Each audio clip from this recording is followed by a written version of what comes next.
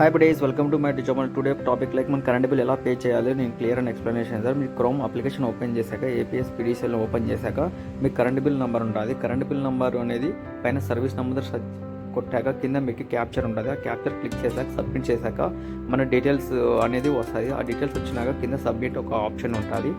దాని మీద క్లిక్ చేశాక మనకి పేమెంట్ ఆప్షన్లోకి అనేది వెళ్తుంది. ఇక్కడ మనకి number of difference of payments అనేది చూపిస్తుంది.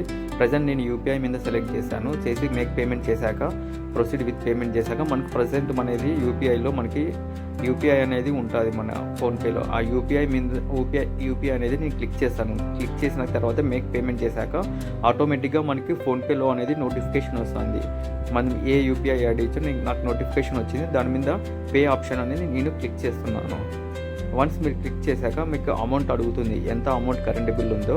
ప్రజెంట్ మా కరెంట్ బిల్ అయితే 504 రూపీస్ ఉంది. దాని మీద క్లిక్ చేసి ప్రొసీడ్ అని పే చేసేసా సక్సెస్ఫుల్లీ అనేది పే అనేది వస్తుంది. సక్సెస్ఫుల్లీ నాకు పేమెంట్ అయితే అయిపోయింది.